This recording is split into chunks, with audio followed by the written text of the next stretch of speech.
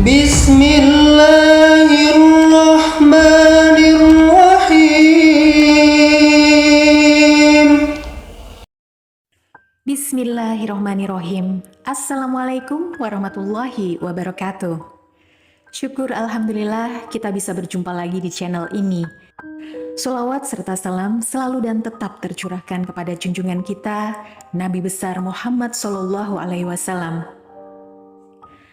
Zina adalah perbuatan keji yang dilakukan oleh pria dan wanita. Zina terjadi ketika terjadi persetubuhan di antara keduanya. Perbuatan zina adalah salah satu perbuatan yang dikutuk oleh Allah Subhanahu wa Ta'ala, dan sebagai umat Islam kita dilarang dan haram mendekati zina. Zina dapat digolongkan menjadi dua jenis, yaitu zina muhsan atau zina yang dilakukan oleh mereka yang sudah menikah, dan zina ghairu mahsan, yaitu zina yang dilakukan oleh mereka yang belum pernah menikah.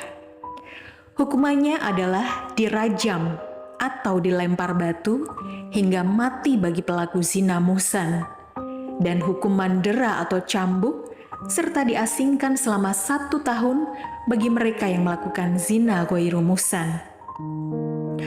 Allah Subhanahu wa Ta'ala berfirman dalam Al-Quran, Surah An-Nur ayat 2, yang artinya, perempuan yang berzina dan laki-laki yang berzina, maka deralah tiap-tiap seorang dari keduanya 100 kali sebatang kayu, dan janganlah belas kasihan kepada keduanya dalam menjalankan agama Allah, jika kamu beriman kepada Allah dan hari kemudian.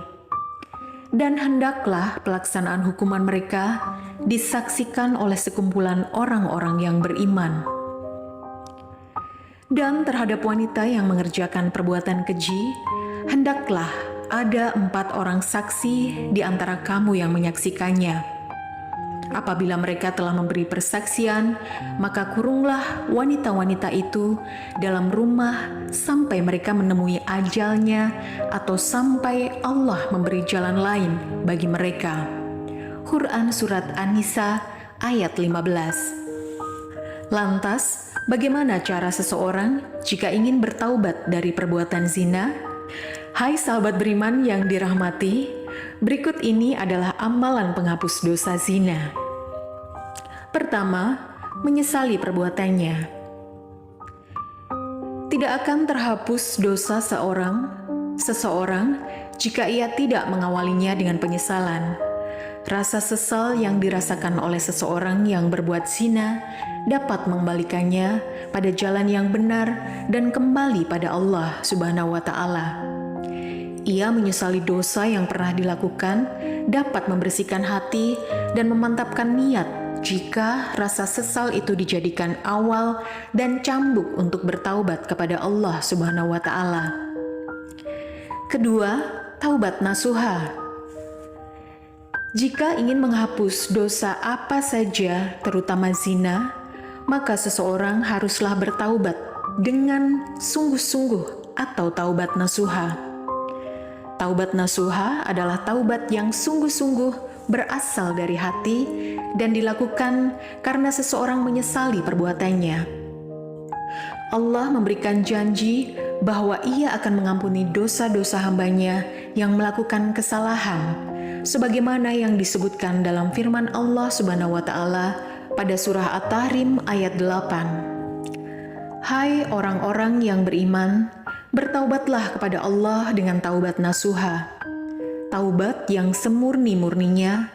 Mudah-mudahan Robmu akan menutupi kesalahan-kesalahanmu dan memasukkanmu ke dalam jannah yang mengalir di bawahnya sungai-sungai pada hari ketika Allah tidak menghinakan Nabi dan orang-orang mukmin yang bersama Dia. Sedang cahaya mereka memancar di hadapan dan di sebelah kanan mereka, sambil mereka mengatakan, "Ya Rob kami, sempurnakanlah bagi kami cahaya kami dan ampunilah kami. Sesungguhnya Engkau Maha Kuasa atas segala sesuatu." Quran Surat At-Tahrim ayat 8. Ketiga, sholat taubat. Sholat adalah salah satu amalan yang dapat mendekatkan diri kepada Allah Subhanahu wa Ta'ala dan menghapuskan dosa-dosa. Seseorang yang ingin bertaubat atas dosa-dosanya dapat meminta ampunan lewat sholat taubat. Sholat taubat sendiri adalah sholat sunnah yang dikerjakan sebanyak 2 hingga 6 rakaat pada malam hari selepas sholat Isya. Dengan mengerjakan sholat taubat dan tentunya tidak meninggalkan sholat wajib, dosa yang dilakukan akan diampuni oleh Allah Subhanahu wa Ta'ala sebagaimana yang disebutkan dalam Quran Surah Al-Baqarah ayat 222. Yang keempat, perbanyak dzikir. Perbanyak zikir dan istighfar. Memperbanyak zikir dan istighfar pada Allah adalah salah satu amalan untuk menghapuskan dosa-dosa kita.